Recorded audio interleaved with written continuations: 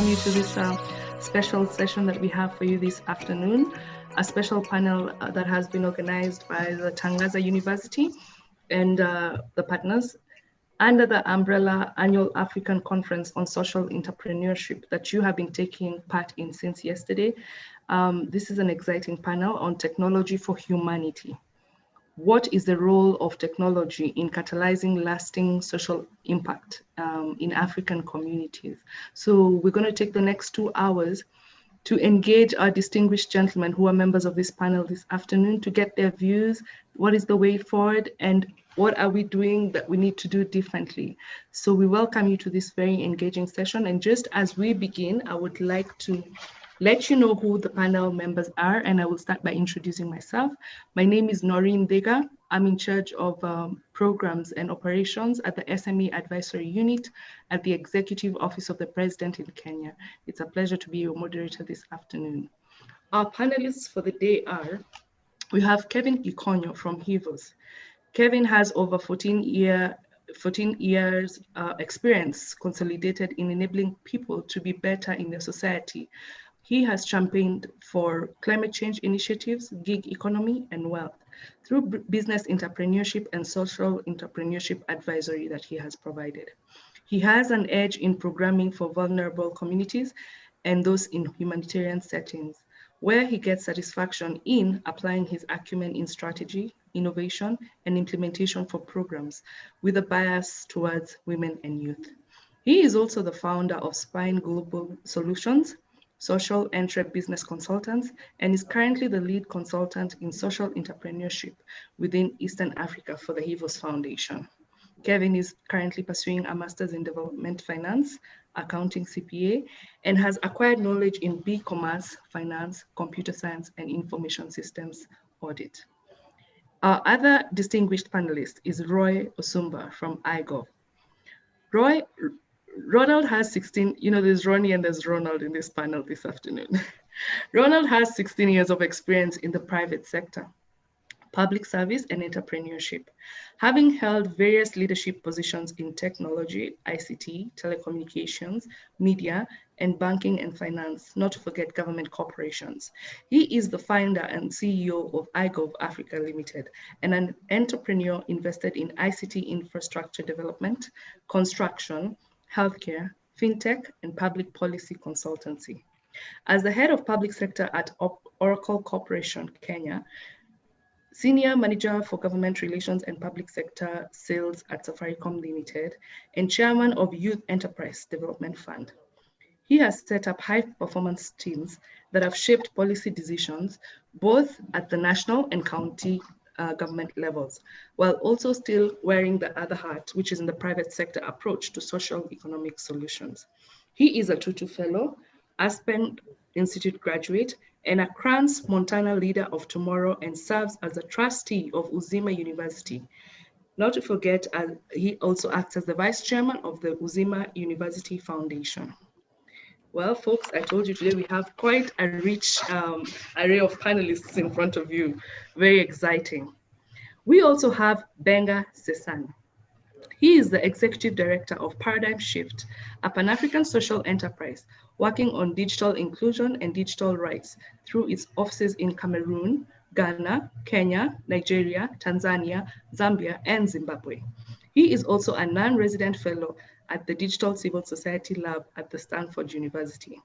Prior to starting Paradigm Initiative, Benga led the Lagos Digital Village, a joint project of junior achievement for Nigeria, Microsoft, and the Lagos state government. Interesting. And our fourth panelist is Katamba Ronald.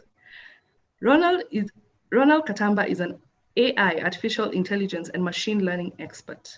He has done various projects as the director and CEO in the company: text review analysis, diabetes prediction using deep learning, and data analytic techniques.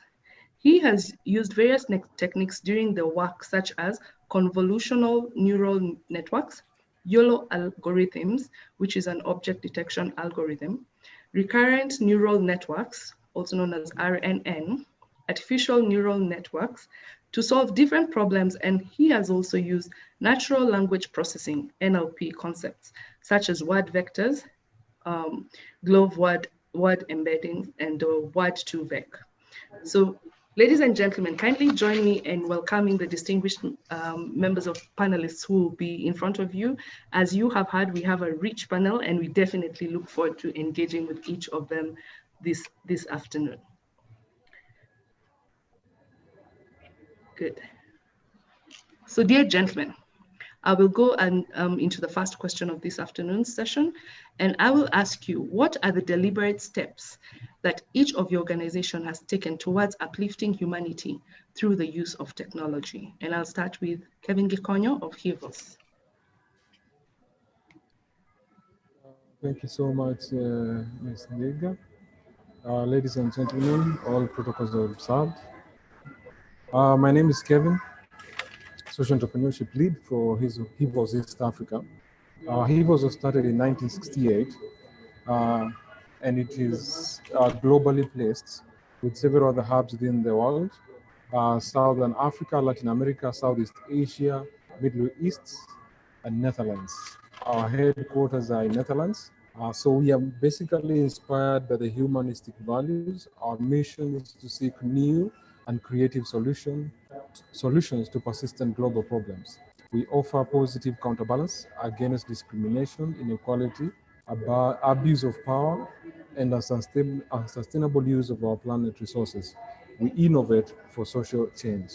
So to answer your question, as we speak today about tech for humanity, so what is the role for tech in the catalyzing lasting solution, social impact in African countries? So as HIVOS, we have done quite a lot. I'll say those in brief that actually relate to technology. So one of them, which we are very well known for, is African Biogas Partnership Program. It is a very wide program that actually was cross-cutting around countries. It was Burkina Faso, Tanzania, Kenya, Uganda, and we were able to make so much impact as much as the project came to a close. A brief about the project is that we would use digesters and actually produce sustainable power for households. We would use local refuse from animals and actually make biogas out of it. So basically, we were funded by the Ministry of Netherlands to the tune of 2.5. And our main aim was to train, provide credit solutions, and create a sustainable ecosystem to create a value chain. Through that, we were able to create 60,000 biodigesters in Africa, 90 biodigesters enterprises, social enterprises, and also were able to, using the bioslurry, which is a byproduct of a biodigester, able to make use of improved land, about 300,000 hectares, as a fertilizer, which would come as a byproduct of it. So that came to a close, and it was really enterprising, and we were able to make meaningful change within these societies. That's one of the projects, and we were addressing SDG number 7, which I'm sure will come into the finer details within our discussions. Our second project was open up contracting, which is very well popular in Kenya. We were the first organization in Kenya to actually be able to have Makueni County, the first county to be able to have an open contracting system. I'm sure, Ms. Dika, you're aware of that. It has been recognized even in the government circles. And right now we are seeing even the government is trying to do that in all the other counties and even the other institutions, including the recent KEMSA, which the president actually mentioned. So we have actually done that, not just in Kenya, but in Bolivia, Guatemala, Indonesia, Kenya, Malawi, Philippines, and Tanzania. Our budget was 12.5 million euros, and we've created open governments where the citizens could be able to have an equal and inclusive access to public goods and services with meaningful engagements to public resources allocation and policy decision making. Our third project is also very near our home, and that project is in regards to our humanitarian setting in Ethiopia. Ethiopia Somali region. It was access to modern energy, a humanitarian setting. So the technology there was actually making the communities around there to be able to use briquette making machines to avoid the use of the ordinary fossil fuels that usually affect the human beings. That being charcoal, trees, felling of trees, and of course affecting the economic system. So we were able to do that in Ethiopia, in the sections of Dolo Ado.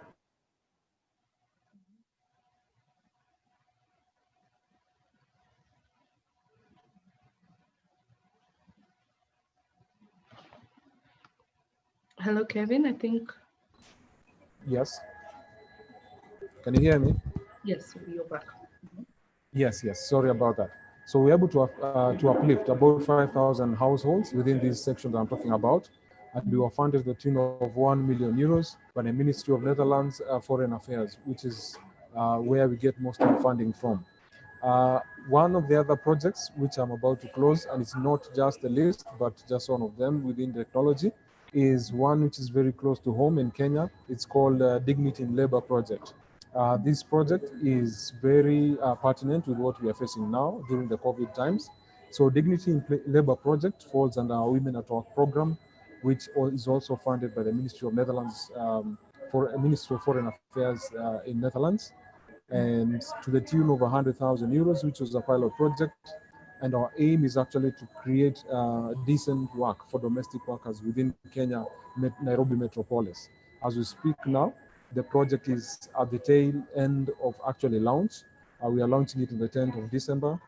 Due to COVID-related issues, we have seen our domestic workers who normally sit under the trees and the mama fuas that we all know, waiting for the next position to actually get work in these households. So we figured out, because of the COVID-related issues, we have to come up with a solution that is going to actually address this issue and the pandemic that actually has created another norm. So for us, we created an app solution, which is called Home Care Hub. You can visit that later. Home Care Hub app that has the ability to actually engage the domestic workers for home users who want to have domestic workers to do various chores within their households. So it is up and running. It is in its pilot stage. You can be able to access that. We shall have the launch in 10th December. Already we have engaged 2,000 domestic workers in Kenya, and we believe the project is going to be revolutionary. Just to mention on the tipping, we have another one called Cloud Grid Solution. That is a project that's undergoing in Narok County, where we have the use of solar systems that are able to allow homestays to share the solar systems that have been tapped, the energy that has been tapped with the solar systems above their houses. We know there are various peak hours in various houses, so it creates sort of a mini grid within a home or community setup. So those are some of the projects that we have done, but not the list. And of course, we are here to to innovate for social change. That is HIVOS East Africa, and I'm sure I'll give more details when they come.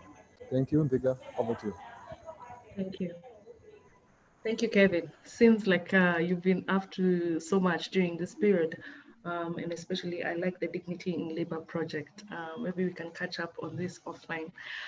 So over to you, Ronnie Osumba. We're eager to know, what has IGOV been doing, and what's the role of technology in your programs as you catalyze the lasting social impact for the African communities that you operate in, and even further than that. Karibu, Mr. Osumba. Thanks a lot, Noreen. I hope I hope you can all see my screen. Yes, I can see it from my side. Great. Thank you very much, and thank you to the organizers for having invited us as part of this, I think, very important conversation. I'm going to take you through basically what our profile is, and then, talk through some of the projects that we are undertaking as IGOV. So basically, IGOV is a boutique innovation house. We want to support the local ecosystem of entrepreneurs to leverage technology to help in addressing public and social challenges, what we're calling leveraging technology for public social good. Our role really is to bring people within the innovation ecosystem and help them in developing, managing, and supporting their works that they do. So we're looking at problem solvers, so whether these are social entrepreneurs, developers, SMEs, startups. We're looking at enablers, people who provide platforms. So whether you're looking at the innovation and entrepreneurship hubs across the region and the continent. We are looking at conveners like government. Noreen, you are one of those people who, for example, within the executive office of the president is driving this conversation. So, you know, in our perspective, you know, you are a convener for the same. And we're looking at promoters, people who basically finance and provide the wherewithal for entrepreneurs to go to market. So this is what we really focus on. I know it's a bit of a mouthful, but I will just run a slide later that will make this clearer. So our mission is really to be the leading ecosystem integrator on the continent, to leverage technology for public social good. And our vision is simple. It is to innovate and to inspire. To inspire people towards addressing local challenges. And for that, we have 3 specific approaches that we use. The first one, of course, is human-centered designing. We all know that, you know, for us to be able to take a product or a service that addresses real problems, the user has to be at the center of designing that product. It's not normally typical in your large-scale for-profit ventures, but as social entrepreneurs, this really has to be critical if we are to have an impact on the lives of citizens. So we want to use this approach to improve the lives of citizens in their interactions with government, social enterprises, and development organizations. We are championing an approach called communities of innovation, really modeled around what we know as communities of practice, where we're encouraging government to invite citizens. So this is for you, Noreen, and your colleagues across the continent, to invite citizens, innovators, researchers, and entrepreneurs to jointly facilitate innovation, so that innovation is not happening in isolation of each other, but it is happening in collaboration with each other in these communities that we have created. And of course, the final approach is the lean startup model, which is not typical for your for-profit enterprises. We want to help entrepreneurs and social entrepreneurs, for that matter, to focus on a feedback loop of build, measure, and learn. So you don't need to have the best of breed of products to take to market.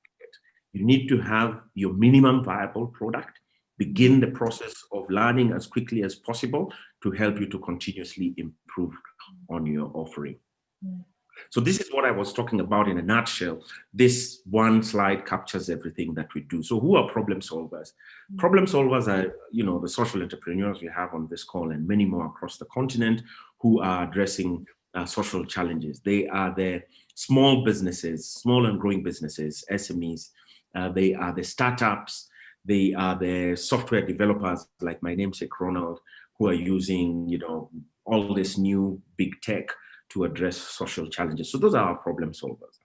But we also look at who are the promoters, who are the enablers? How do we enable these problem solvers to build their capacity to address some of the social challenges?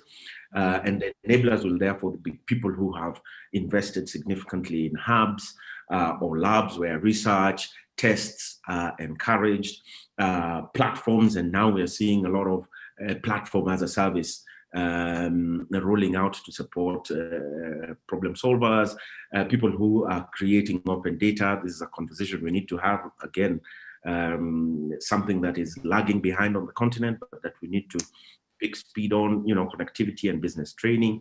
And then you have conveners like yourself, Noreen, government, development partners who bring us together in such fora. So Tangaza, again, would be a good one. Ashoka is a good one as a convener, bringing us together to sit in summits, conferences, fireside chats, and hackathons, just to be able to storm through some of the challenges we face. And promoters are people who then provide the equity, the wherewithal. So venture capitalists, private equity, public funds, impact funds and other donors. So what has IDEF done? We have worked with a couple of partners to be able to address some of the social challenges. Our biggest program today is the Kenya Catalytics Job Fund, which is a UK aid funded program. It's £5 million, ideally focused on identifying small businesses that are innovative, addressing social challenges, onboarding young people, women, and marginalized communities so that we're not leaving them behind, but at the same time creating jobs. So jobs, as you see in our name, is the primary focus. How do we catalyze jobs through social entrepreneurship? We're working with the economic bloc from the south of Kenya, what is called Jumuiya ya County the Pwani. This is an EU-funded program that is focusing on the blue economy and trying to build social enterprises that are utilizing or leveraging on this natural resource of the blue economy, the sea, to build shared prosperity, but also create jobs and a valuable impact to the community. We have built two platforms. One is M-Safari, which is a contact tracing tool primarily, but also supposed to help with urban planning and urban mobility and how we shape and formalize jobs within what we call the matatu sector. K-Mazao is a logistics platform. We're working with Postal Corporation of Kenya and other technology partners to be able to reach out to smallholder farmers in addressing the issue of food security. We're working with the Public Service Commission to develop a digital marketplace where public service will, embark on this journey of digitalization of services to communities. So in a nutshell, this is, what we do. We've brought in a very expansive team, strong team, experienced from the areas of entrepreneurship, innovation policy, research and learning, so that we can be able to provide top of the class support for entrepreneurs. I'm sure we will be able to dive in a little bit more around that. Thank you, Noreen. Thank you very much, Roy. It's interesting to hear the different projects that you've been carrying out, and especially at this time when the SME ecosystem is very vibrant. A lot has been happening. As you well know, we have the startup policy in Kenya that goes towards shaping how does that ecosystem look like and what kind of support do government agencies and private sector inject in order to uplift SMEs. And SMEs themselves, through their networks or associations, are starting to come around to ask the question, is it the right time now whereby we should have our own association, an association that speaks for us, that is by us and for us. And also we have the Kenya National Innovation Kenya Agency, which now would go towards supporting innovation and working together, of course, with the different academic institutions who are already in that space. So thank you, Ronnie, for taking us through what it is that you are doing. Asante sana, and we look forward to hearing more on that. So over to Benga Sasan. Karibu sana. Asante sana. So in my third year in secondary school, which was in 1991, that probably tells a lot already. That's many years ago. That's at least 29 years ago. I learned, everybody in the school found out that 2 computers were donated to our school. It was very easy to find out when computers are brought into your school in those days. This was 1991, don't forget. So they were in a truck.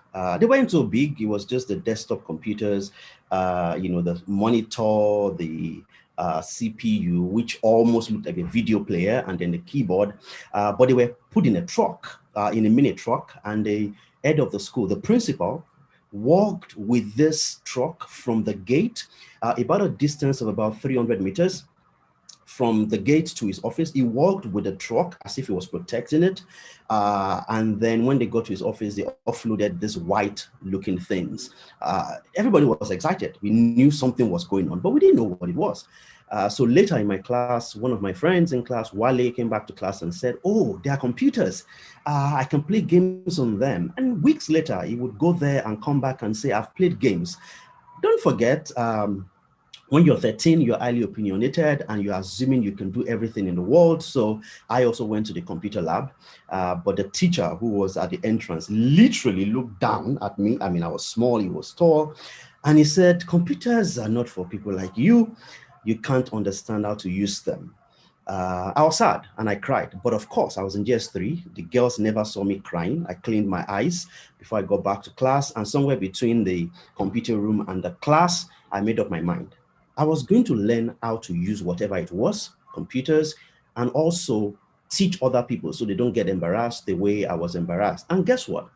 That teacher, 10 years later, when I became Nigeria's IT Youth Ambassador, they invited me back to school. I spoke, and then the students were all excited. And the teacher took the mic and said, oh, I remember someone who was in this school. We always knew, he had it in him then. And he was right. I did have it in me. But what happened at that time was that he helped to lay a foundation for what many years later, 13 years ago, in 2007, after working for 6 years, I decided I was going to go back to fulfill the promise I made in 1991. I mean, it took a while. It took about 14 years to fulfill that promise, but, I'd studied engineering, electrical engineering. I'd become a youth ambassador for Nigeria. I'd seen the need again, but I thought it was important to fulfill that promise. Oh, by the way, I'd saved I think it was about $4,000 from consulting work and everything. And I thought it was a lot of money. I could start my own nonprofit in 2007. I was quick to find out later that $4,000 in any currency is not a lot of money. Especially if you have to rent a venue and train. So in 2007, I started Paradigm Initiative, and we do two things. First is that we make sure that no young person in any underserved area, beginning with Nigeria, now we're in 6 countries across the continent, no young person goes through what I went through. No young person gets denied access to computers, and none of them get told that they're not good enough to use computers. That's what we do through our LIFE program, which now runs across 15 schools and 3 centers in Nigeria, and begins, in Senegal next year in February. And the good thing is that while we started, doing that work in training, we started training young people. One of the first young people we trained was Famous, and I always love to tell this story because right now, I had a conversation with Famous quite recently because he won an award, now works with KPMG, Professional Services, won an innovation award as an assistant manager. And, this was a young man who 13 years ago, had been told by his parents, this is our economic condition. We can't do anything else. Your younger ones also have to go to school. He went through our training program. It's a 10-week intensive technology and entrepreneurship training program. He went through that program. When he was done, he got an internship. While he was at the internship, he found out about a job opportunity. And when he heard about the job and wanted to apply, I told him, maybe you shouldn't apply because you don't have a degree just yet. If you know what the youth unemployment number is across the continent, you will know why someone without a degree may be advised not to apply for a job. But he did get the job. He spent 8 months, between 6 and 8 months on the job. It was a good job. It was he was working with the UK High Commission in Abuja because he knew how to use Excel very well, and they were looking for someone who was good at databases and some decent salary. Then saved enough money, resigned, went to school, studied medical biochemistry, graduated, and now works. And the story of Famous, the story of Esther, the story of all of their stories, that's why we do what we do in terms of training young people at Paradigm Initiative, because we believe that opportunity may not be evenly distributed, but talent is. And when you connect young people with talents, they will find, or opportunities will find them. And the second part of our work, which we started, working on almost immediately in 2008, is policy. Because we realized that no matter how much we train young people, it's important for them to work in an environment that is conducive, for them.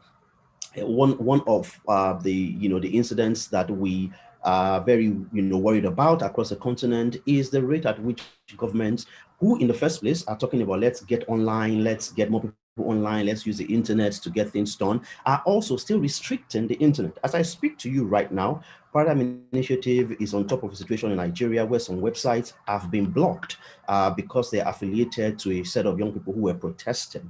So it is our work, for example, to make sure that we train people on how to stay online in case there are shutdowns or various things done with the internet. So Paradigm Initiative works in digital rights to make sure that we enjoy the best of the internet and don't have to look over our shoulders, and in digital inclusion so that every young man like Famous or every young woman like Esther can get connected to training that will improve their lives and that of their families.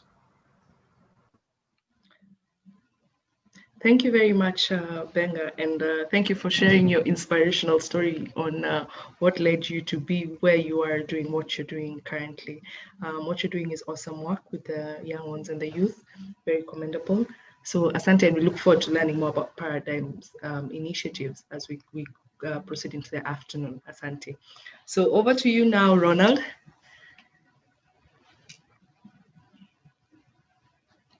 Ronald, you're on mute. Kindly unmute. Thank you. Thank you. Thank you so much.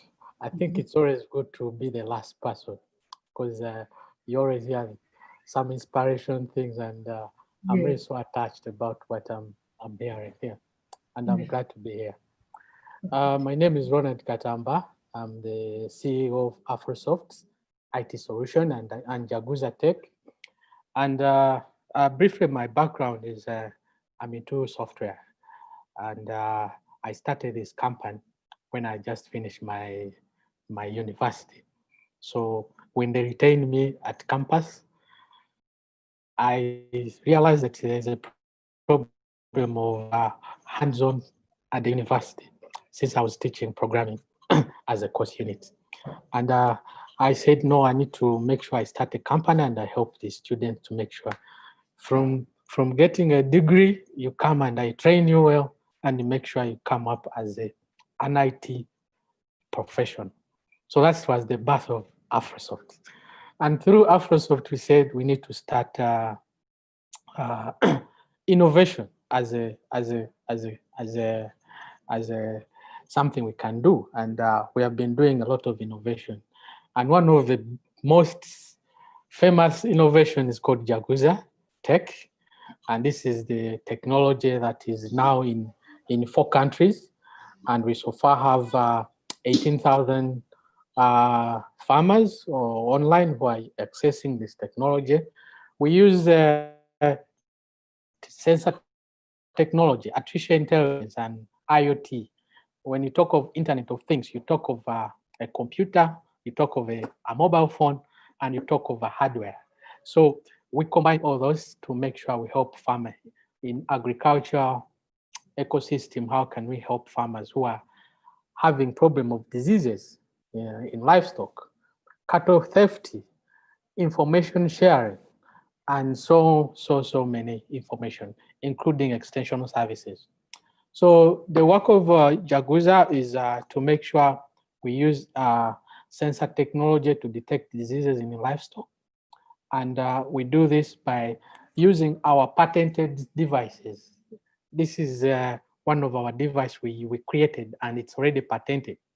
And we use it to make sure we diagnose most of the diseases. And we are glad that we're coming to Kenya.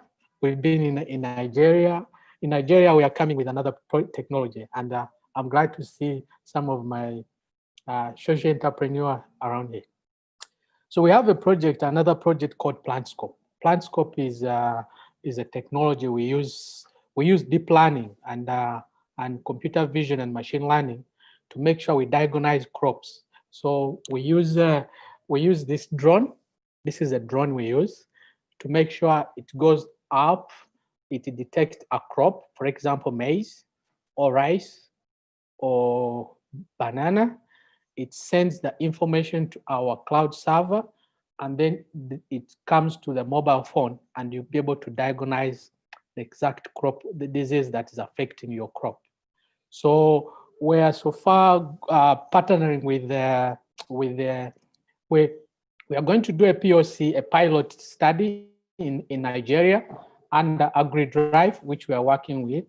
I think AgriDrive in Nigeria, and we are so happy to work with AATF in Kenya. It's in Kenya, and we hope to come with such kind of technology, because where we are going, as we are discussing about technology and humanity, how can we help people, farmers out there in local areas, to make sure we can help them to support so that they can use technology in whatever they want. We have, I didn't tell you about the AfroSoft, what we are doing.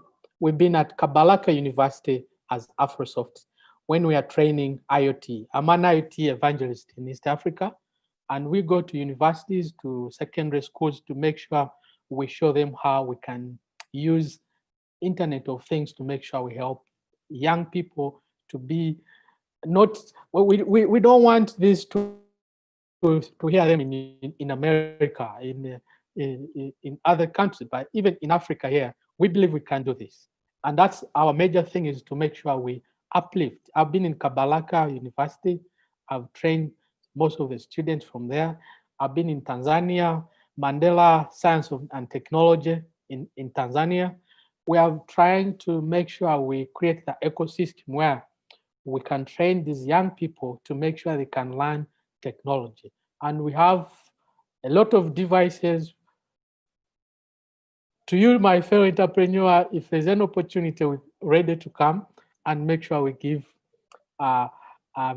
we evangelize Internet of Things, IoT and technology to some of your communities. My last project is about diagnosing tuberculosis. TB is one of the, in health, TB is one of the dangerous disease we have, not only in Uganda or East Africa or Africa, but all over the world. But how can we make sure we help the humanity to make sure they could diagnose this in real time? So through my technology, which I use, I've been at Stanford University in California, and we're doing some prototypes on how best we can use technology to make sure we diagnose tuberculosis by the use of a breath. You just breathe in my hardware, and then it analyzes, and it shows you the results on your mobile phone, and it tells you the possible way how you can be able to help overcome such kind of challenges. And besides that, we can also give you the reference of the experts within that disease, where they are, and they can also give you the post signs and symptoms and prevention of how you can be able to forego such kind of things. So it's really, I'm happy to make sure. First of all, yes, I want to thank Ashoka Chenmeka, because I know these are the guys who made my journey success. And I have to thank Vincent for that opportunity. In fact, I need to be happy about Ashoka, because I presented it in 2015, 2016. And I managed to be one of the best 10 young entrepreneurs in East Africa. And then we had to go to Kenya, and we are taught a lot of things. You know, being an innovator, an entrepreneur, you can be everything. But if you don't know the business side, you can fail to scale your innovation or your product. And that's how Jaguza was. We couldn't move from one country to another, because what we have is, we have the technology, we have everything, and we can do whatever we want. But this comes and it ends from our side. It does not go to other people. So I want to thank that. And through that, we managed to get a global award in Africa, and also 4 global awards in all over the world. I've got a global award in Fiji. I've got another global award in US. I've got another one in Budapest in Hungary, and also in Africa here. Last year we managed to be the best.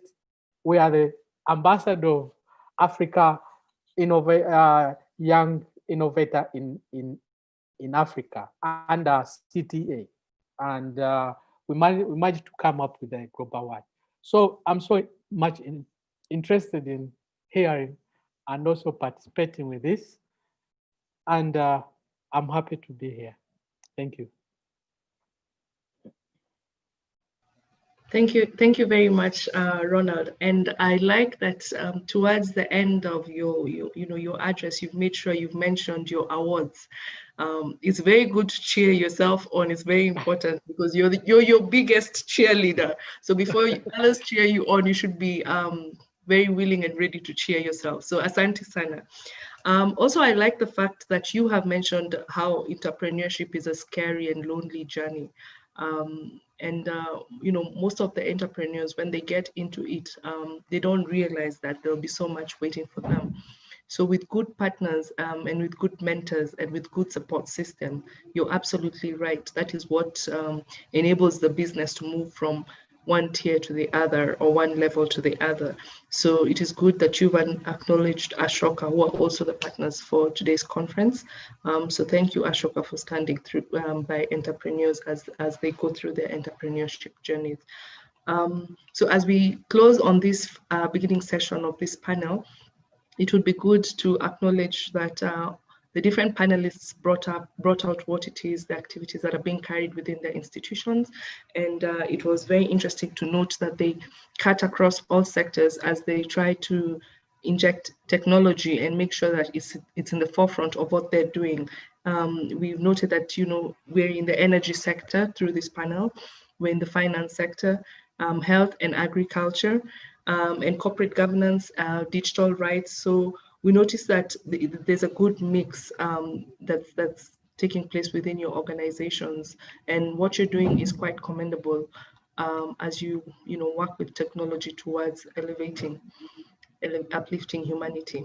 So thank you very much. And if you'll kindly allow me, I will move to the next set of questions. And I'll start by asking our dear panelists, what opportunities are currently existing with regards to technology in realizing a new paradigm beyond the pandemic? And if you may allow, I'll just give a quick background or brief rather to what is currently happening. As you know, from January this year or towards end of late last year, the whole continent, we're all thrown into array with this new life that we have to exist with, thanks to Corona and COVID, and that brought about strict social distancing laws, which were imposed upon us to prevent us from spreading the disease further. And this forced many of your employees and employees of different other organizations to resort to remote working. This was a notion that they were not conversant with before, so it was something new. Exposing the levels of unpreparedness of many African enterprises, because we've seen enterprises shutting down, we've seen some having to scale down, we've seen banks having to come to meet the enterprises halfway by either restructuring the loans. So we've seen a lot coming about because of this new normal that we're living with. So as we delve into the significance of innovation for social entrepreneurs, we would like to bring out the importance of ensuring that there's continuity of all African businesses in the long term. Some have managed actually to survive through the period. You'd be surprised that some enterprises have, been confident enough to say this is when they've done booming business. So it's not all gray when you look at the other side of the coin. But what are the opportunities from your standpoint that exist? That's the question, that exist in technology to help us realize this new economy paradigm that we're now living in, that would now take us into the next frontier or the next years that now we are getting into. So asante sana, and I'll start with Kevin. I think he's had some rest. So Kevin, over to you. I'd like you to give you 3 minutes to just quickly share what are your thoughts on that.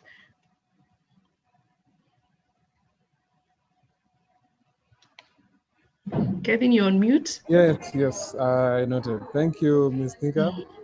Of course, we're living in these COVID times. There are various opportunities and I just mentioned two.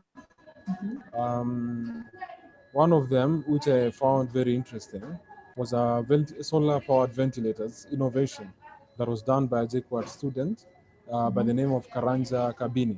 For me, I'm usually very passionate when such things usually come about, because of course now we have issues about having ventilators, people to actually, they need an assistance to actually have oxygen within their system. And of course, if you are within a locality where you are within the power grid, then of course you have the ability to use the electricity. But imagine this young fellow, Karanja Kabini, who innovated something that would use solar and would be able to allow solar-powered ventilators from a very remote locality. So for me, I think that's brilliant. That would actually suffice and do well within this COVID period, and of course save many lives. So, and then of course I will be very biased to one of my projects, my baby projects, the one for the domestic workers that are not now in a position to move around, or even some of them have lost their jobs because the employers are a bit scared about the COVID-19 exposure. So there is that element of just safeguarding themselves in terms of health-wise. But then if you have a forum and a platform where the ones who are eligible or are available for you to be able to hire, they have gone through the normal COVID-19 testing, they have gone through the COVID-19 awareness training, and they know how to use the various protection mechanisms, so that by the time you are going to that platform and being able to ask for a domestic worker, you're very sure that they have actually gone through the various protocols that are usually given by the Ministry of Health. So for me, I think I'd say those are the opportunities that actually would be able to offer job matching and placement, and also that are around the healthcare system that would actually be able to help within these COVID times. Over to you, Ms. Nika. Thank you, Kevin. Thank you, Kevin. And Benga would like to also hear what's happening on your end. So 2020 has been an interesting year for everyone. It's forced us to to think about what we normally used to call impossible. Don't forget, many years ago, in fact, last year, if you had told some of the men on this call that they would have to manage kids, grab a meal, and do everything at the same time, we could have argued with you that don't worry, we've got people who do that for us. We've hired maids and things like that. Then coronavirus hit, and the maids have to stay in their own houses, and you have to stay in your own house. And so we began to do the things we were supposed to do in the first place. And it's the same thing with learning. So I think the three areas where there have been major opportunities, even in this crisis, are number one, in learning. I mean, look at it. We can never build enough schools in Africa. In every African country, more people write exit exams from secondary schools than the number of spaces that universities can take. Let me quote the number for Nigeria, which is supposed to have the largest number of schools. Nigeria has 1.8 million students writing exit exams from secondary school or from high school. We have less than 1 million spaces for them to go into. So it means that even if everyone passes the exams, we don't have space for 800,000. Where will they go to? They can't go to brick and mortar schools. They have to augment learning with online experience. And this is why in the next 5 years, we're going to see a lot of disruption in education and learning, not just on the continent, but across the world. It has started already. Even before coronavirus hit and there were lockdowns and schools had to shut down and things like that, we already saw many startups beginning to work on EdTech, the use of technology in education. We will see that make a lot more progress because, governments used to say before that, we don't have enough resources to make this happen, which is true in many cases, and some schools will say, we can't give all these devices because we don't know if the parents will take them from the kids. But guess what? During the lockdowns, when students had to learn, we had to use radio, we had to use the internet, and we had to use them because it was a matter of life and death. Today's children who do not get opportunities to learn online, number one, will be left behind.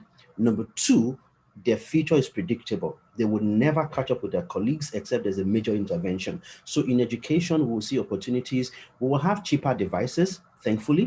We'll have more people online, thankfully.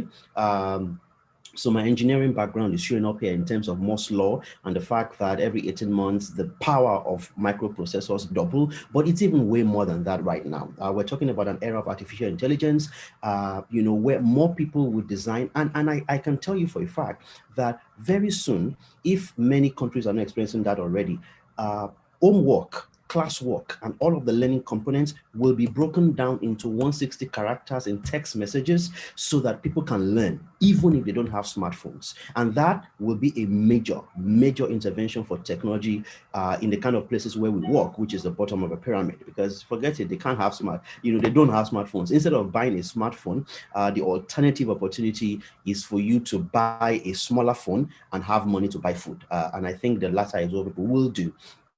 The second opportunity we have, is generally, so we're talking about education, but the other is in work. We used to say that, remote work was difficult, that you don't understand our sector.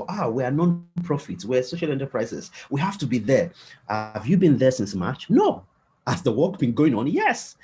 We've started working remotely since the end of March, and we'll do that until January. Obviously, some things suffer, right? You can't have face-to-face contact in some cases, especially with people who don't have internet access, who are majority of the people that we serve.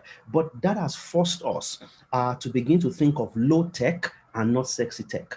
Sexy tech is, these gizmos. We have to use Instagram or ERP platforms, enterprise resource platforms or all that. They sound very sexy. They sound cool. You may get one partner who is willing to pay for it, but the people really just need a solution. I'm sure many of us have read the story of the consultant who received a brief to create a swing for a primary school. And they came with wonderful designs, like, the angles were very perfect at 90 degrees, and the seats were padded and everything. After spending 9 months, they didn't do the job. Then they went back and they just, tied 2 ropes to a tree and put one tire on it. And then the children got on it and started swinging. Problem solved. We need appropriate technology. And that's one of the things that I say as a major opportunity now. We'll begin to see a lot more application of appropriate technology. The fact that you reach your audience with text messages does not mean you're not using technology. WhatsApp is not a junior to Twitter on social media. The question is, what do you need to do?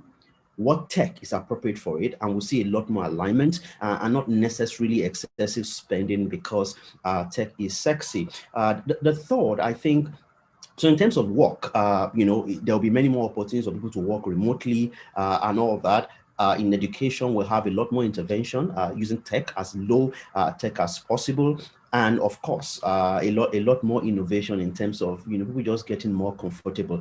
By nature, human beings love remote control lifestyles. You don't want to move just to go and pick a book from this, from that study right in front of me. You at times you even send your children, if they are between 5 and 7, you say, hey, please bring that book for me. But so that's why naturally when someone offers you a mobile phone that has all of the books you want to read and things like that, it's we're going to have a lot of quick uptake on that. So I think we're in for interesting times. Things may pick up a bit slower in some of our countries, depending on the level of access. Only 39% of Africa now has internet access, but we expect that number to grow to at least 70% over the next 12 years for many reasons. Cheaper devices, faster internet, and of course, many governments are in trouble and will be saved by technology. You can't create enough jobs, forget it. Politicians have already promised we're going to create 3 million jobs in 3 years. You're going to disappoint your people, except you use technology. So we're in for a good time, I think. Thank you. Thank you very much, Benga. And thank you for also reminding us about the human element to what to expect with these new changes that are coming about. And it's good that you've gone a step further and thought through how the education sector would be adversely affected and that they need to start planning now in order to at least make sure that most of the children who are not able to access these facilities in order to continue their online studies are well incorporated. So as you've rightfully said, whether it's creation of jobs or whether it's just ensuring that the education sector is streamlined, the government needs to play a very active role together with the partners. Asante sana. So over to you, Ronnie Osumba. Would like to hear what your thoughts are on this.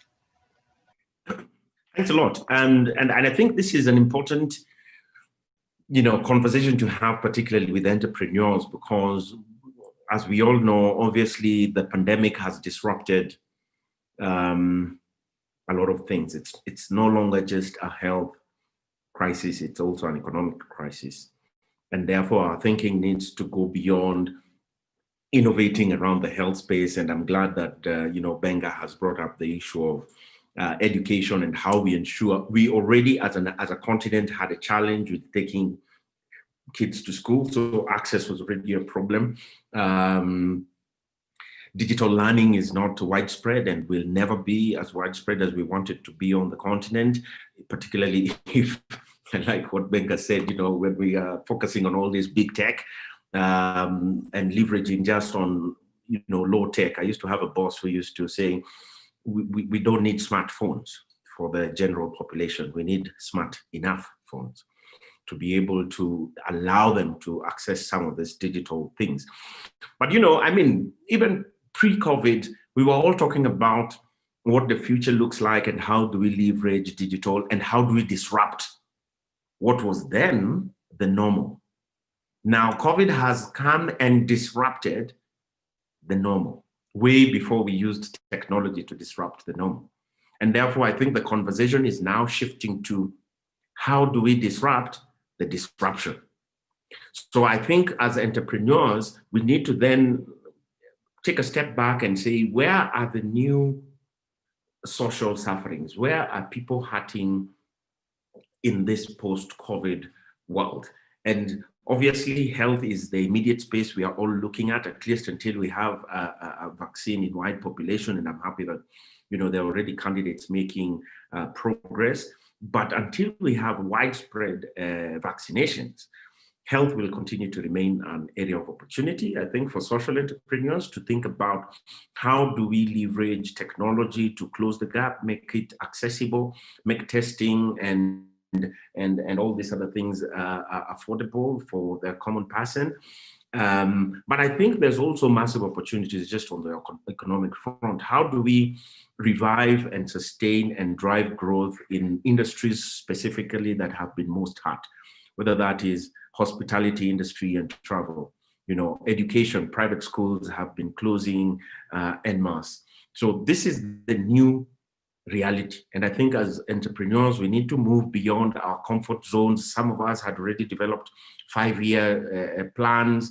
It's time to shelve those plans and develop new ones in a post-COVID world and think about what are the new spaces that we can play in. As IGAV, earlier this year, when the pandemic hit, one of the things we quickly pivoted was to use low tech, an USSD-based platform to develop a contact tracing solution for public service vehicles. Of course, recognizing that, the virus does not move, people move.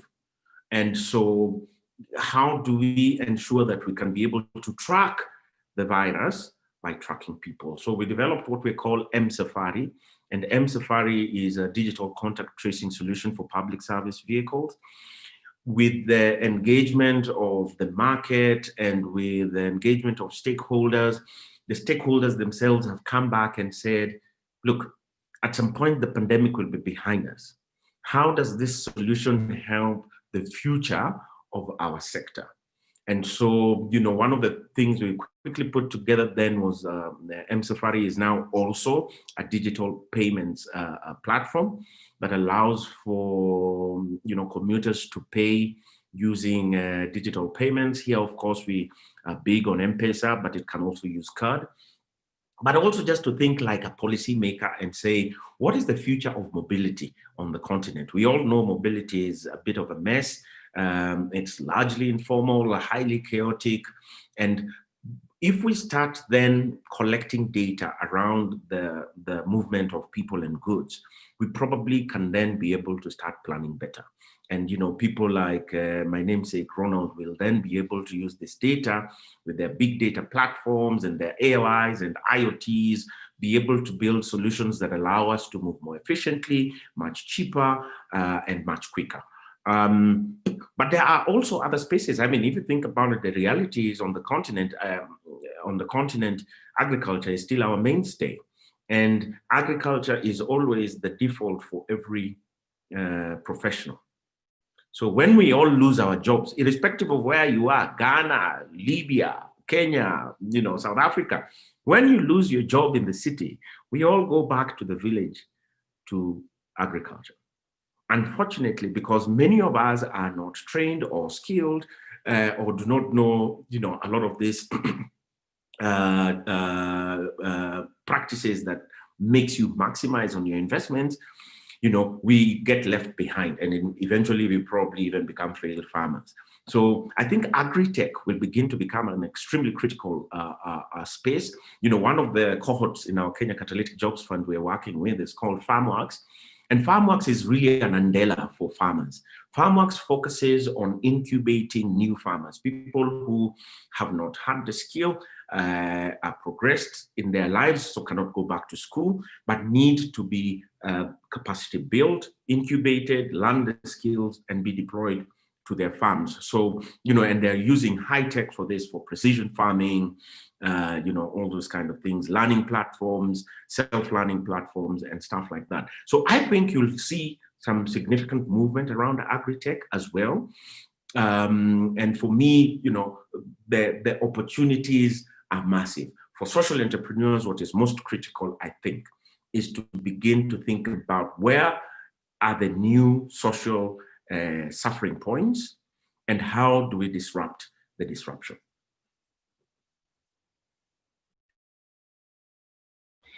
Thank you very much. Thank you very much, Ronnie. And I like the question that you posed at the beginning. How do we disrupt the disruptions? So it has clearly come out that now we need to put on our thinking caps and move a step forward in whether it's the digital payments or whichever sector it is that we're working on. Let's look forward and plan. We have the time now and plan. But some have already started strategizing and planning for the future, so which is a good thing for those organizations. So we move on to Ronald. Ronald?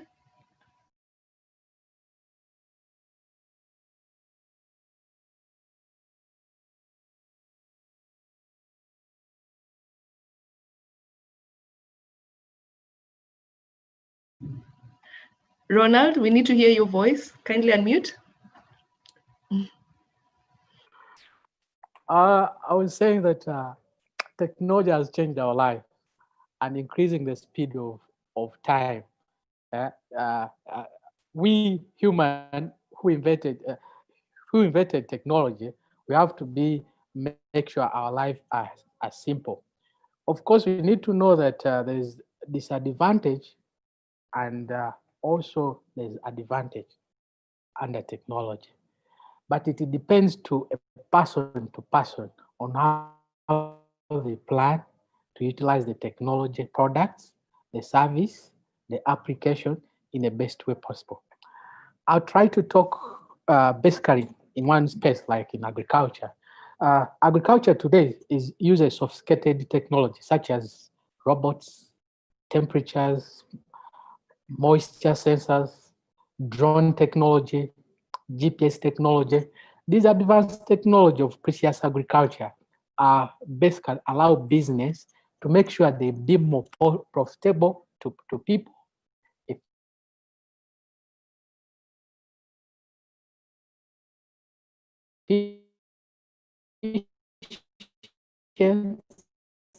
And sorry, hello, can you hear me? Can you hear me?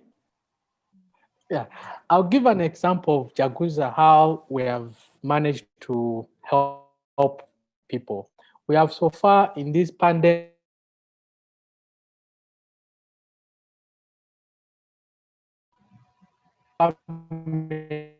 made more We have so far made almost 50,000 US dollars within this pandemic. And the reason is we have been helping a lot of farmers in rural communities in terms of what they want to sell, what they want to buy. We have, on our platform, we have almost 85 veterinary doctors online. And these doctors, they are on 24 hours helping these farmers to make sure they could help them in farming practices, in diseases, by doing integrating a video call center where you can be in Kenya, you talk to Jaguza in Uganda, and I can be talk to you like the way I'm talking to you right now. And these are some of the services humans may need to have. When you look at rural communities, farmers who can't access smartphones, which best way can we help them to make sure they can also enjoy the technology the way they want? I think our technology can also accessible in Kenya when you dial *284 *35 hash. That USSD platform can be able to make sure they can be able to access the market. They can use veterinary services. They can also be able to register and they can sell and buy. Whether they have smartphone or not, they can be able to sell for them their products. And this, what am I saying? That through technology, there's a lot of advantage, more or less than disadvantage that has been made to help.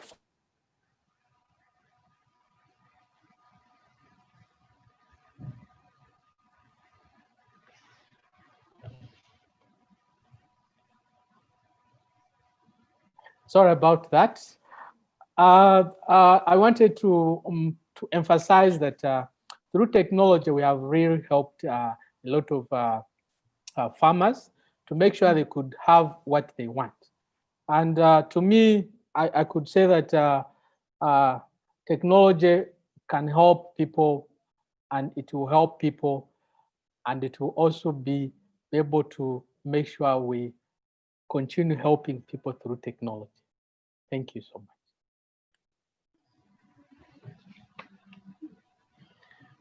Thank you very much, Ronald Katamba, for bringing in that dimension or aspect of technology. How does it go towards helping people? I would like to ask each of the panelists to kindly let us know what are the challenges that you faced during this period within your organizations as you work through economic recovery plans and as you set your eyes towards growth. What are the challenges that you've experienced, and are there any lessons learned that you would like to share with us today? So I'll start again with you, Kevin Ikonyo from HIVOS. Thank you, Ms. Ndega.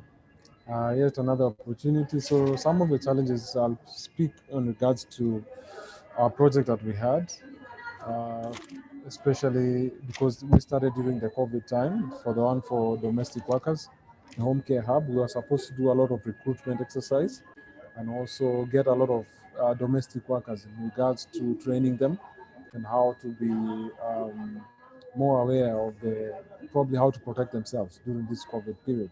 So of course, bringing them together is quite a huge cost, observing the social distancing and also physical movement. For some of them, it's quite an issue. You have to facilitate them with having masks. And even when they come, there has to be that particular rigorous exercise that you do to actually make sure everyone is safe. So it has increased the costs of actually handling some of these projects and to about a third of what we had envisioned.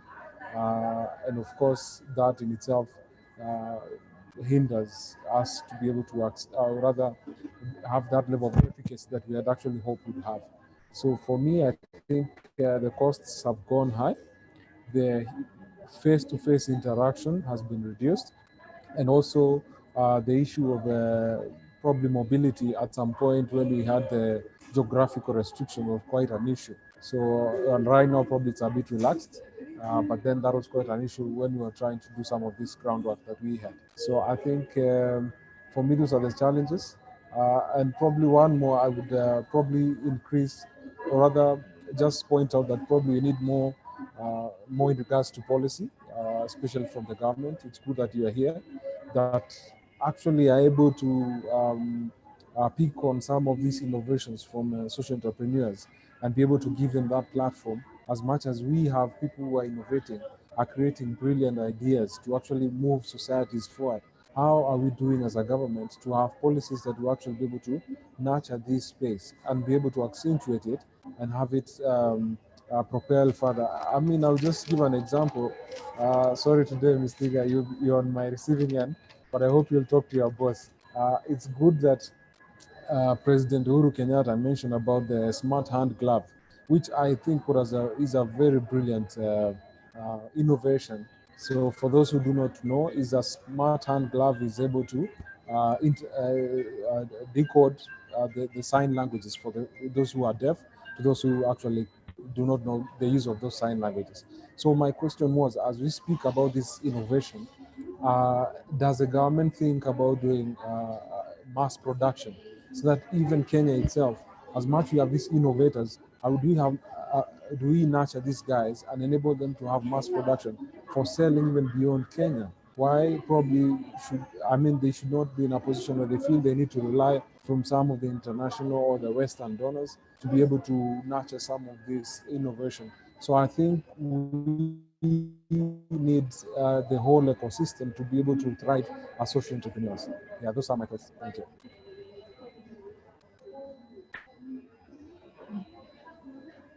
Thank you very much, Kevin. Thank you for highlighting what you've noticed happening within the ecosystem.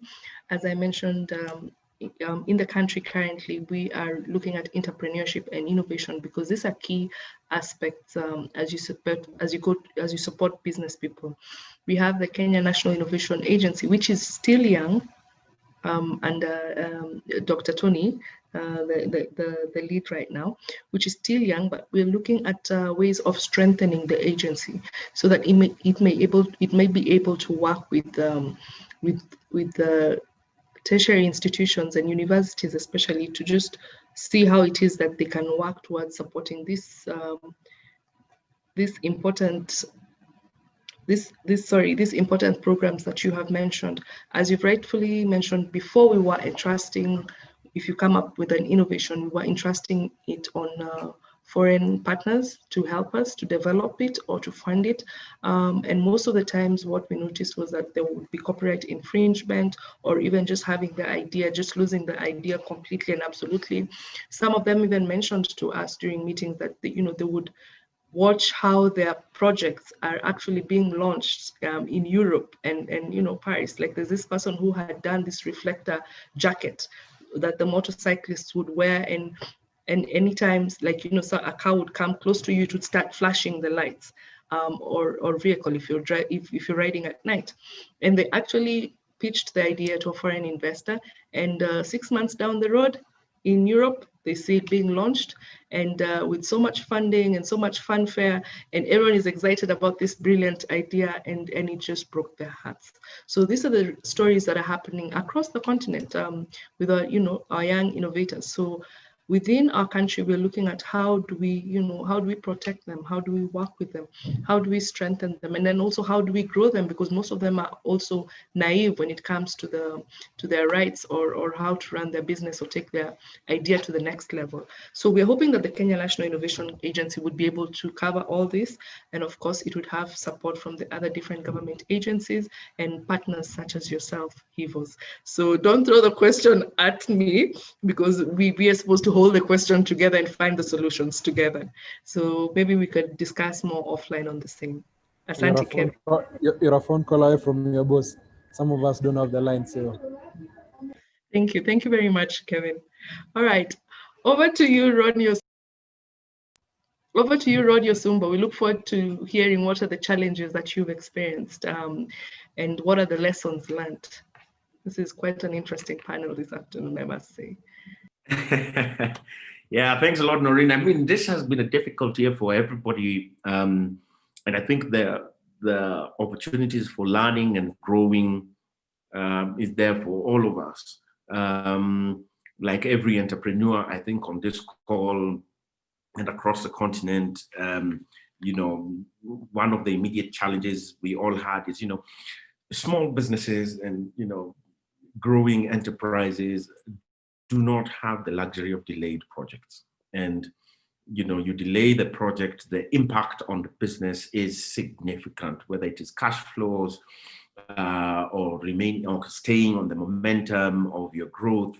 You really do not have the luxury of taking delayed projects. So this has been the most painful from a business perspective, has been the most painful part for us as IGAV, but we have seen it as well for our cohort because we primarily support startups and work with startups. And the pain and anguish that a lot of these startups have gone through just to remain alive, and considering the fact that there was no, many startups thought there was going to be some sort of a bailout from government, whether that means, deferring tax requirements or providing soft loans, or providing some breaks in other ways. I think it has been very difficult for SMEs and for startups, and that pain may not yet even be evidenced now. It may come further down the road, when we start seeing some of these businesses closing up, sending people off grid. So that disruption, I think, has been bad for business from an income perspective, but also just from a momentum of sustaining strategy and growth. Productivity has been down, obviously. Personnel productivity. So, when people are working from home, I think people are happier though. This is the upside of it. I think my team, when I look at my team, I think they're happier. People are now working from home with their families, and, Benga mentioned it earlier, some of them are learning to be fathers once again. The ladies are happy that they can now share their roles with their husbands and partners. And so I think there's an upside to it. Many of us have had to, look inward and reflect and have rediscovered ourselves. I think the pandemic has thrown that to us, but also, and this is the big lesson for me, that there's always this thing we say, there's a silver lining. There's always a silver lining in every challenge. For us, it has been the discovery of M-Safari. We had projected that this year we were going to focus on developing our product. We didn't realize it was going to be a COVID product. In fact, the product we wanted to work on this year, we have put on ice.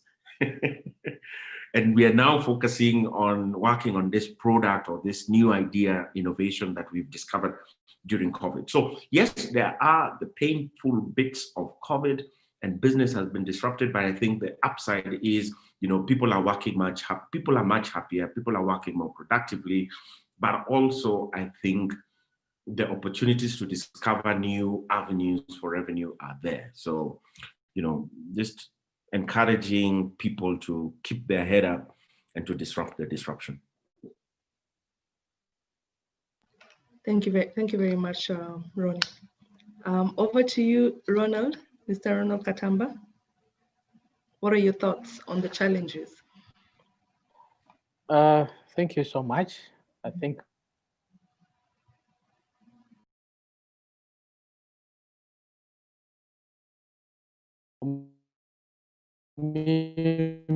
my charities, it's about government policies. We have been having a lot of problems with policies. I give you an example of right now, my technology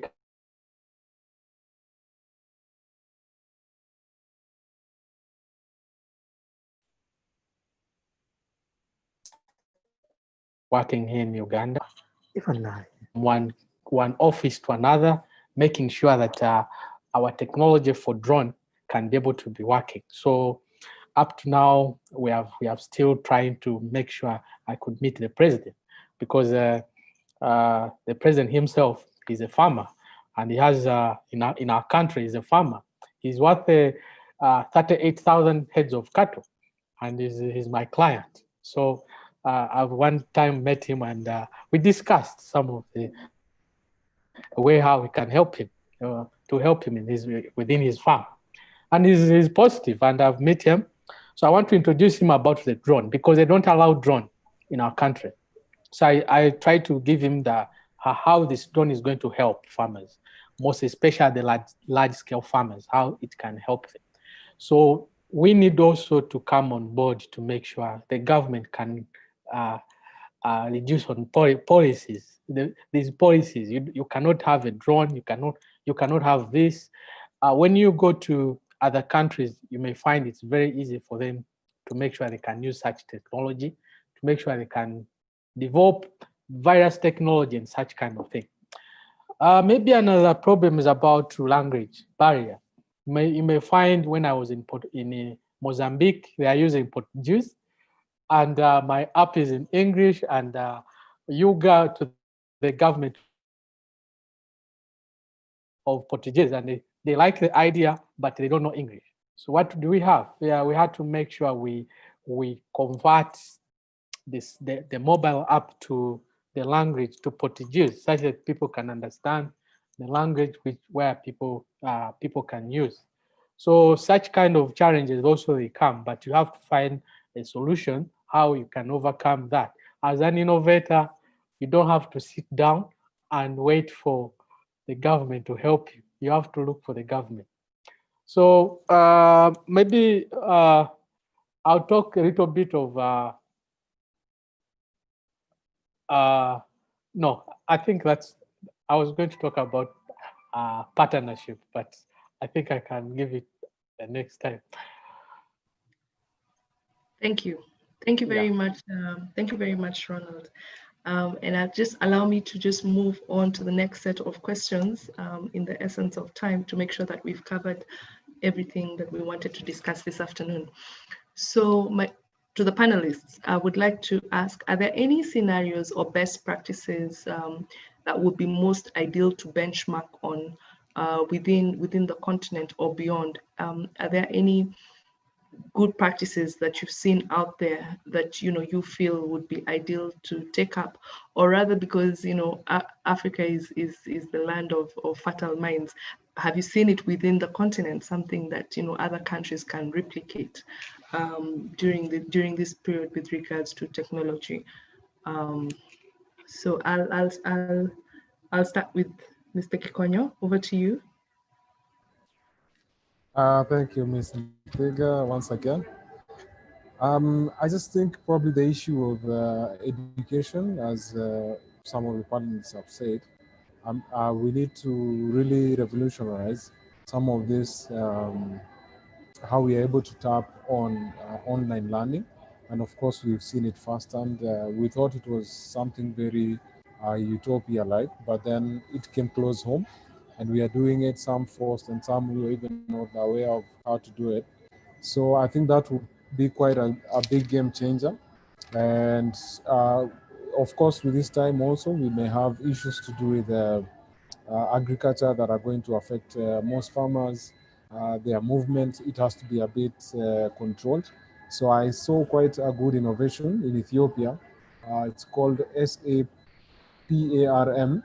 which is a technology that would use the satellite mechanism to allow pastoralists to actually identify where we have pasture, and it reduces their movement. So that's one of the things that I thought probably would be quite revolutionary that is happening in Ethiopia, besides those ones that I've mentioned. And also M-Safari was part of that. Congratulations, Ronald. I think I had noted that one. And of course, you're one of the pioneers, and we could brainstorm in some of these things. Globally, we have one that is involved, a Norwegian company that developed a concoction that was able to actually be dropped within a desert location and actually allow the sand itself to hold a lot of water and allow crops to grow. So these are some of the things that probably I think they are very revolutionary, because you're dealing with agriculture, you're dealing with the farming aspect, which you believe those are very key and instrumental for sustainable development for societies. And of course, when you look at SDG goals, these revolutions actually affects most of these SDGs 17 that we always seek to achieve. So I think that's what I can say for now, from a local and a global perspective.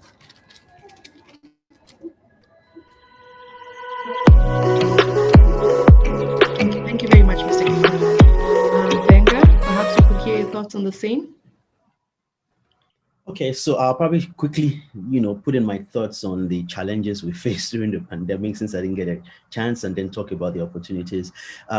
So I think the biggest challenge for us was people, managing not just what they produce, but their state of mind. Mental health is not something that many people talk about, on the continent. But I think that this year we've since learned that it's not a white man's, thing. It is, we all definitely need that internal balance, especially when there's a lot of pressure from you on the outside. So there's that. There's also the fact that many of our team members work in countries where there have been power cuts. And so even if you have good internet, maybe your router needs power. So that was a big challenge, but we're glad to see how the force of humanity, the willingness to get work done, was able to help us in overcoming that. And that actually takes me to what I think is a major opportunity in terms of best practice. You hear a lot of people in various countries in Africa, including Nigerians, say something like, if you can survive here, you can survive anywhere. At times, it's a basic statement that may not be true, but there's an element of truth to it. As you can tell by now, I love stories. So I went to this school once, far away from home, in a place called Boston. And I got there on a Sunday night, and we had this bulky, case studies to look at. And by the time I got there on Sunday night, so typically, here I was coming from Lagos, Nigeria. At that time of the night, if there is power supply, I have to quickly iron my clothes, because you don't know when the power cut is going to happen. I have to arrange the things I need for the next day. If I need to make something with power supply, I quickly do it, and then I can microwave it the next day or whatever. Of course, you can't even microwave if there's no power. So I got to this city and there was no power cut. So I started reading the materials. And normally in Lagos, in those days, this was 2008, when I was reading, at about 11:45 p.m., there'll be a power cut, and then I'll go to sleep. So I kept reading in Boston. I kept reading, there was no power cut. I kept reading, there was no power cut. And then I finished reading all the materials, and it was 3 a.m. and there was no power cut. So I told myself the truth, go and sleep. And I got to class, and the lecturer was wondering how many people had gone through all of the case studies, including the ones we were not even going to treat that day. And I raised my hand, and he cracked a joke, because, by the way, that lecturer happens to be the famous Professor Callistus Juma, who any Kenyan will know, obviously. And then he laughed and said, of course, you're a Nigerian. I know you finished reading everything. And we joked about it. Why did I finish reading? Because normally, power supply is a problem in Lagos, but here I was in Boston, and I had a few extra, hours of power supply, and then I did a whole week's worth of reading. There is one opportunity that many African entrepreneurs have: the amount of resilience, the amount of energy. There's what we call escape velocity, in engineering and generally, it's the amount of power that you need for a device to, be able to take itself away from, the power of gravity. Because we work so hard, because we work under, at times, unbelievable circumstances, it means that when we get the smallest of opportunity, we're able to shine. As I say, when there's a lot of darkness, even small light will shine. Imagine the kind of, the way that mobile money has now become a big deal across the world. But guess what? Mobile money was something that was invented for convenience.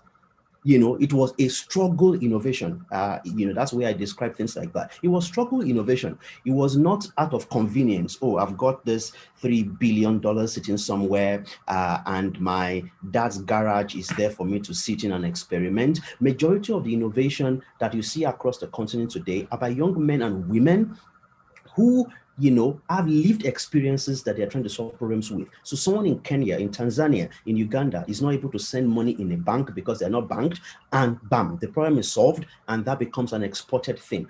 The same thing, let me give 2 examples in Kenya before I leave. Ushahidi. Ushahidi was something that came from a crisis. None of us who remember the incidents in Nairobi or across, I happen to have been in, Kisumu, close to the time, and Nairobi, Kisumu, and anywhere else. All of the things that happened, they were not nice things. But guess what came out of it? Ushahidi. And today, Ushahidi is used across the world. This is this, and I can give examples from Nigeria to Cameroon to Zambia to Zimbabwe, things that people create out of struggle.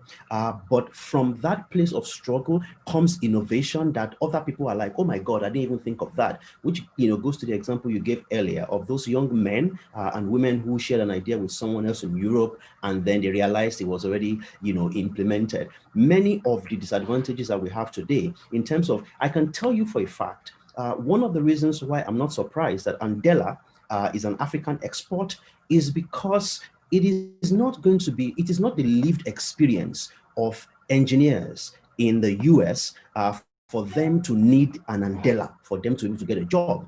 If you go to school, you come out, you get an opportunity. But for many young people across the continent who are developers, you had to get an Andela, you had to get a Dufuna, you had to get a platform like that to connect you. And this is where innovation comes from. So basically, I think that as a continent and as social entrepreneurs, the things that we work in, the areas that we tackle, anti-corruption, in Nigeria, we've got budget working to explain what the budget means. Now they've exported that to Sierra Leone, to Liberia, to Ghana, and other countries. That is where our innovation will come from. Innovation will come from lived experiences in banking, in governance, in anti-corruption, in making sure, come on, the hashtags, look at even hashtags. Hashtags are not the most sophisticated forms of innovation, but look at how hashtags have been used across the continent. Fees must fall in the South, NSAS in the West. What's a road or something like that? I can't remember the exact hashtag in Kenya again. The one that was taking pictures of potholes for government to see and things like that. So this is where our innovation will come from. It will come from our places of struggle. And I think that is good news. It's good news because if there's anything that social entrepreneurs know, if there's anything that African innovators know, it is that place of struggle. It is our usual experience that there's no power supply. So we know to think of what to do with the extra hours. It is our experience not to have textbooks, so we know to digitize them and make them available. It is our experience not to have bank accounts, so we know to digitize the money. And that is how we will continue to digitize our pain, and it will become innovation. Thank you. Thank you very much, Benga. And Ronald, if we could just hear your thoughts on the same also. Over to you, Ronald. Ronald Katamba, sorry. I forgot we had 2 of you. Ronald Katamba. Okay, what were you saying? Can you repeat for me the question, please? So we were looking at benchmarking with other practices that have happened just within the continent or beyond. Yeah. Is there anything we could borrow from? Yes. Yes. I remember when I was in US, in Dallas, when we're trying to do a pilot for my project in Dallas, Texas, and I met this wonderful project. It's called Plantix. You're familiar with Plantix. It's in India, but it's also use it to detect crop disease, and it also has a lot of information that can be sharing.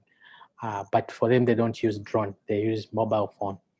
And it's quite very interesting to see how such kind of technology, it's leveraging that technology to make sure it can be also good to to all over the world.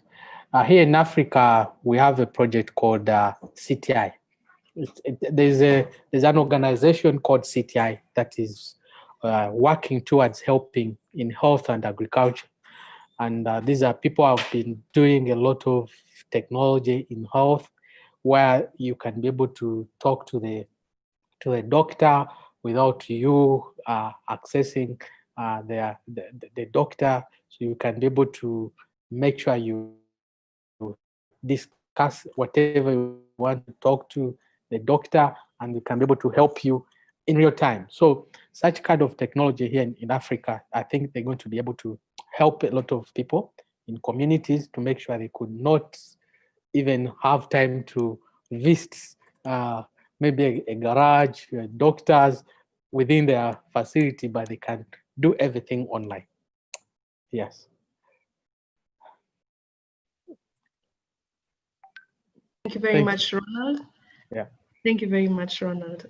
Definitely, we are moving into changing times. We've already been living in new times, which have been changing, but the future is very bright, despite what we're currently going through. So over to you, Mr. Osumba. Thanks a lot, and I know we are running short of time, and a lot has been said in particular regard to our learnings, but I would also like just to share with my experience, and more so not necessarily digital, but just from the wider spectrum of how do we support social entrepreneurs to innovate and address some of the social challenges we have. I think the UK has benchmarked pretty well, in my view, from my experience, have probably one of the most robust social entrepreneurship support infrastructure from a policy and legislative perspective. I happened to have visited, the UK, so Scotland, Britain, and all these guys in 2016 on a month-long tour, actually, on social entrepreneurship and the kind of support that they receive.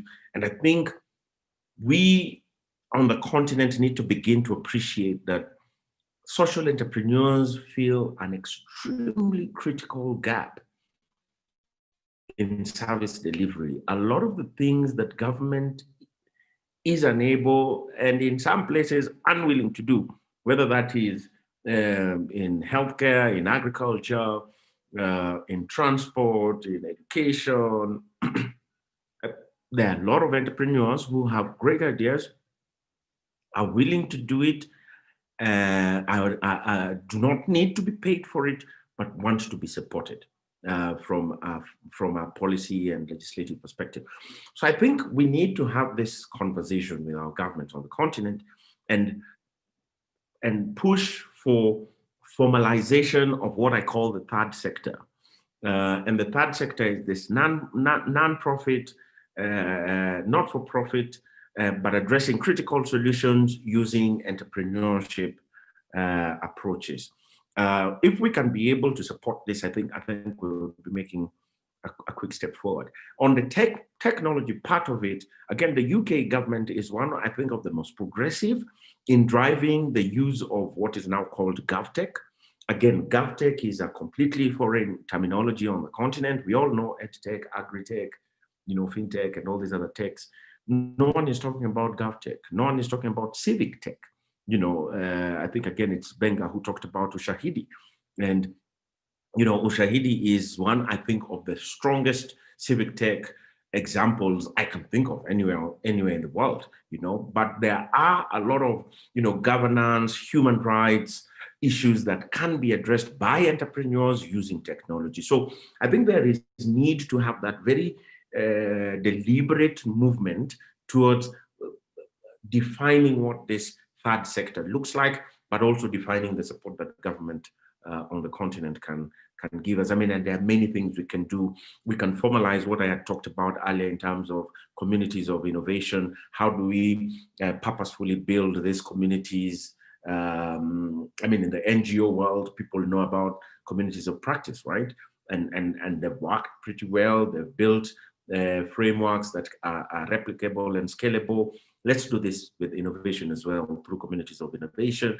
There are new thinking that we can introduce, like coming up with social impact bonds, which support social enterprises, right? Just the way we would have your typical private sector bonds or infrastructure bonds by government. So something like a social impact bond. I think there's lots that has been done out there that we can replicate, but in government, because we're talking economics. And when we vacuum, this is why private sector insists on, all these things and collaborating and sitting with government to discuss this. Noreen, I want to challenge you that what we may need is a Small Businesses Act, not just a policy, but an act that focuses on supporting small businesses of a certain category, whether it is financing, capacity development, policy, tax regime, and all those kind of things. Thank you. Thank you very much. Thank you, Ronnie. And just to mention that I think that is where we are headed, towards having the act there. But first, let's get our house in order. Let's get the policy working, or the framework that would guide that act. But as you well know, we have the MSME policy that has been crafted. And also we have activities like the MSE fund and the partial credit guarantee fund that will be launching soon. So there's a lot of activities that are actually moving us towards the act. Yeah, so thank you very much, Ronnie. Well, now I'd like to... You can pick the team from here. We can start working on the act right now with the likes of Ronnie. Absolutely, absolutely. Well, now I'd just like to allow speakers to just give one parting shot, as their closing remarks. What are we going to see different from the organizations, post this period that we're getting into? What do we expect to see different from Paradigm, from IGO, from HIVOS, and from Jaguza Tech, because we'll be watching, now that everything has moved online. We have backup, we have the YouTube videos whereby you can go back and say, Gikonyo from HIVOS said this, so let's see what he's done.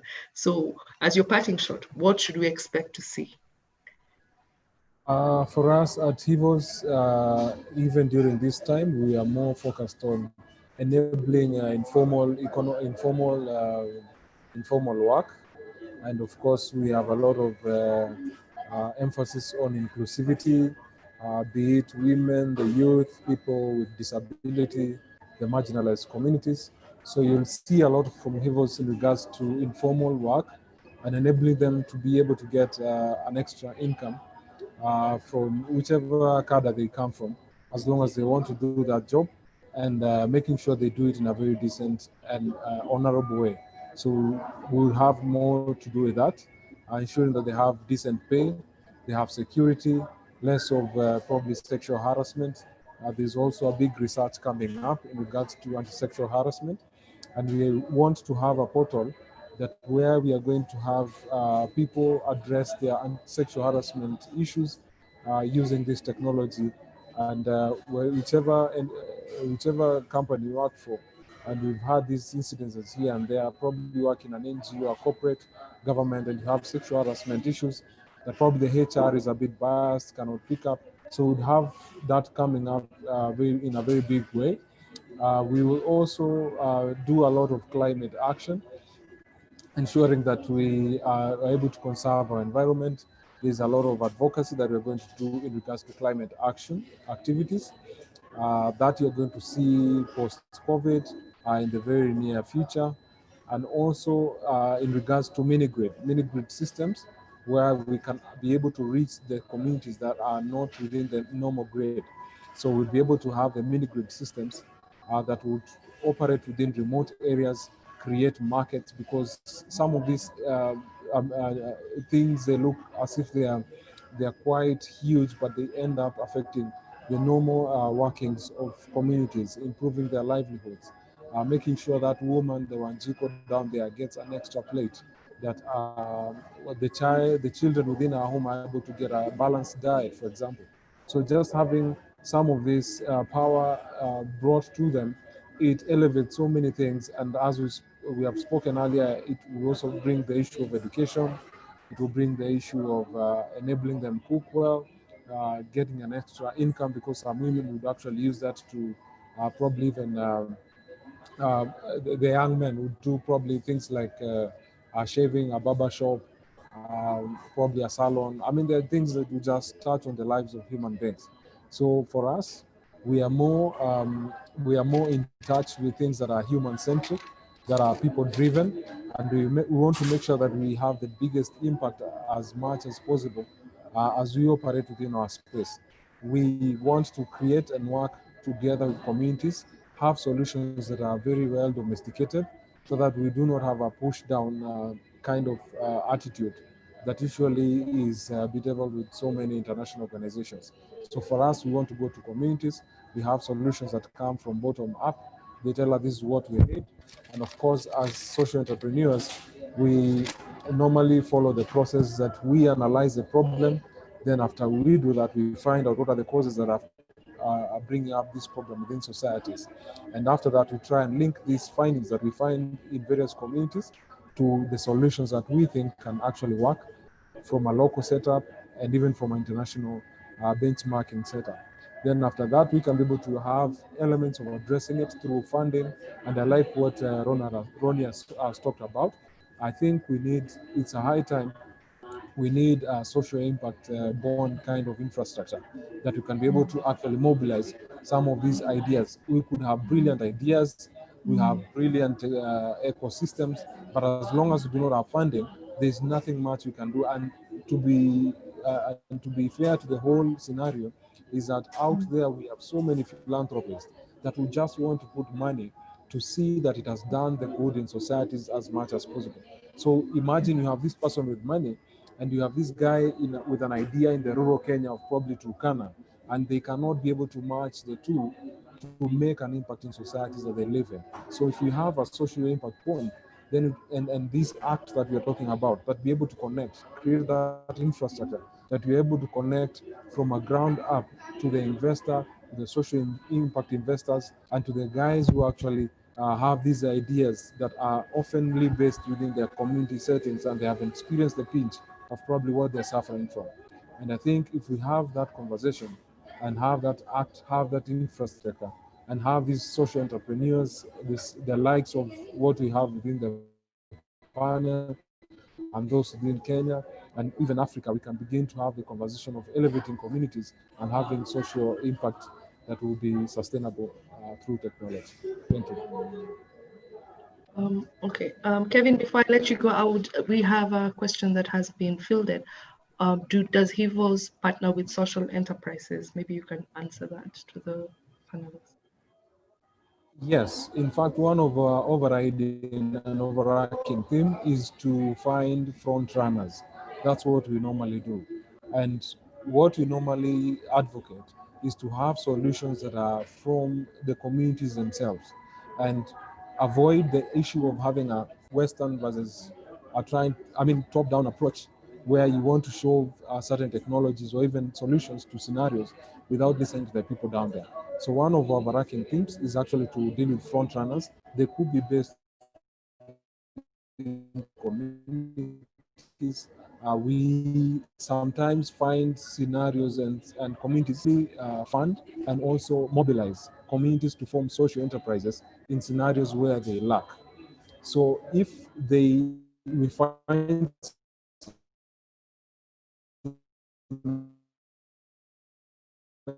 scenarios where they are well enabled, then we work with them to make sure that we make lasting impact. Thank you. Thank you very much, Kevin Gikonyo. Over to you, Benga Sisan, as you give your closing remarks and what we hope to see from you in the next few months to come. You see three things from Paradigm Initiative, three things. First of all, on December 10, Human Rights Day, you will see the launch of a digital rights toolkit called Ayata. Ayata is a Yoruba word that means bulletproof vest, which local hunters used to use in those days. We're worried that digital rights advocates and civil society organizations across the continent in many countries are facing a lot of closure of civic spaces. So we're presenting a toolkit that would help them stay safe as they continue to do the right thing for citizens. That's one.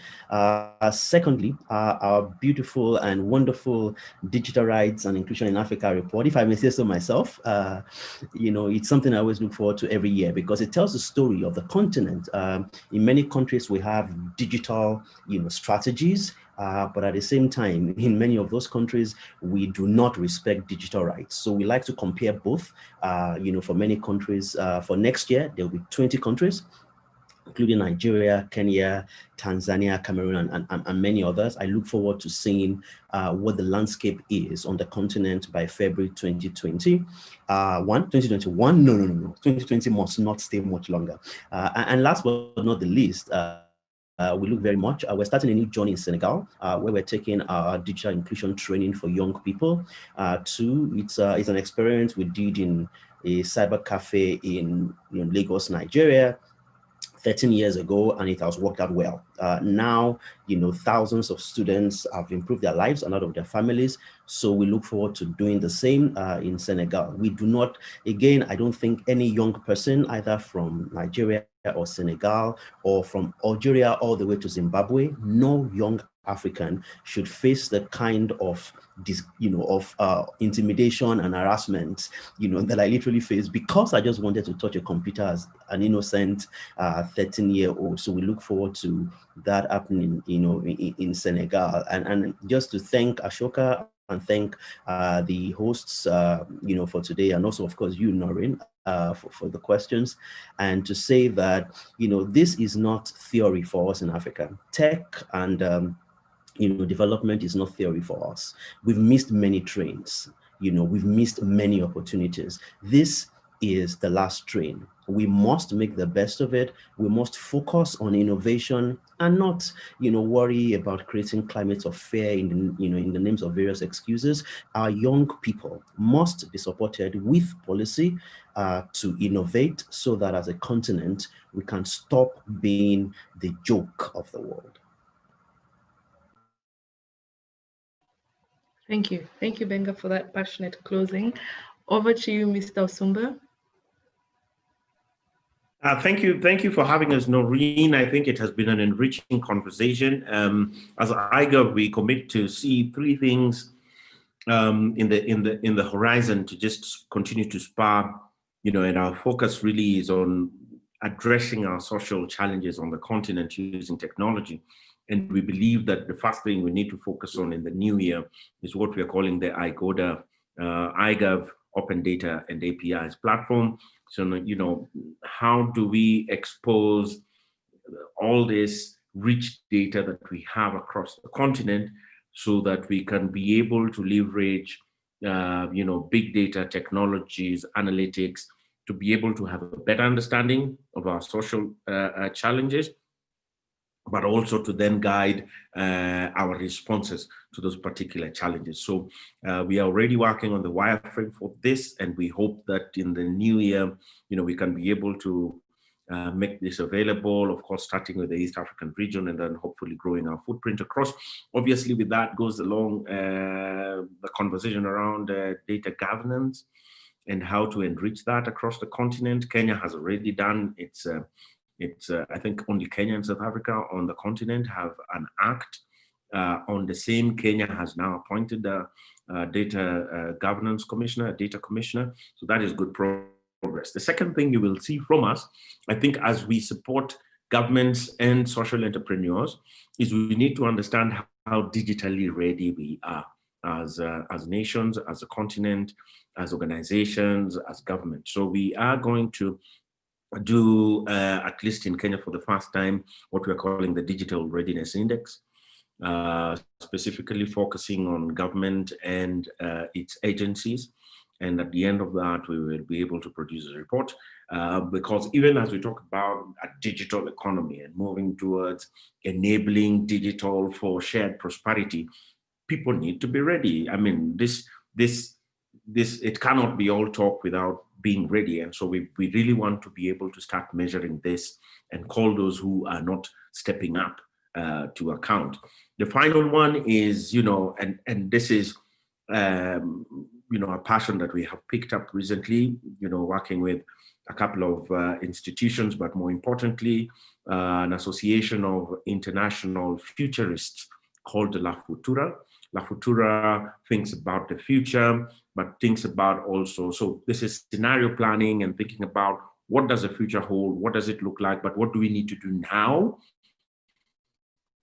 from a policy and investments perspective to impact and influence the outcomes of the future. So next year we are hosting La Futura conference. It's the first time it's coming onto the continent in Nairobi, and we will be reaching out to all of you out there who are thinking of how to disrupt the future through innovation, and having this conversation about what do we need to do now. Thank you. Thank you very much, Osumba. Over to you, Ronald. I think we have three. Ronald Yes, Katamba. thank you so much for this wonderful, Noreen, thank you for what you have really modulated as well. And to us, Jaguza Tech, our theme is we want to empower livestock production and strengthen food security, and also mitigation of climate change. So our focus is to make sure we help young people, youth and women to be at the forefront of livestock production so that they can be able to be there. And that's why you see most of these veterinary doctors we have online, these are university students who are just graduated, they don't have jobs. So we get them, we put them on a platform. So we create for them something like an ends meet where they can get at least some money to make sure they can start their life. So we're trying to make sure we bring our platform all together into one centralized platform, where if someone wants to go for extension services, right now as I talk, we have more than 1,200 people are viewing right now worldwide our services online on our Jaguza website. And on our mobile application, we also make sure we get these veterinary doctors, our customer care center, to make, they are so busy helping farmers.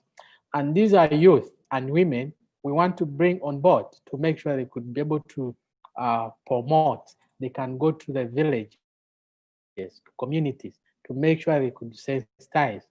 Agriculture is the backbone to our country, not only to my country, I think to the world, because without food, there's nowhere someone can stay.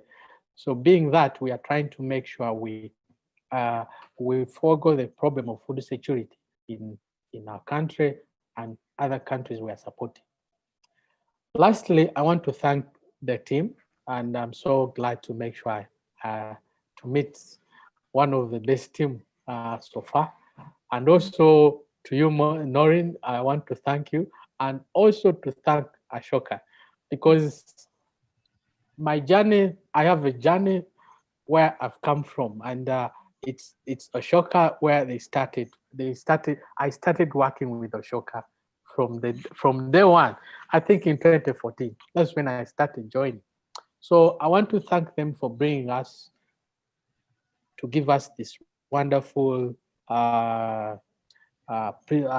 this virtual conference is very, very, very important to make sure I could meet my fellow entrepreneurs and make sure we can discuss something that can help not only my country, but also to other countries where they can inspire, and we can also inspire them. And it's quite interesting. And I thank you for that. Thank you. Thank you. Yeah. Thank you. Thank you, Mr. Katamba. And for our delegates, we have a post-session survey. So feel free, please, to leave your comments on the chat box on what are your key takeaways from the session. Do you see any opportunities to build on better? And of course, if you have any inquiries, you could reach out to the Tangaza team and the Ashoka team.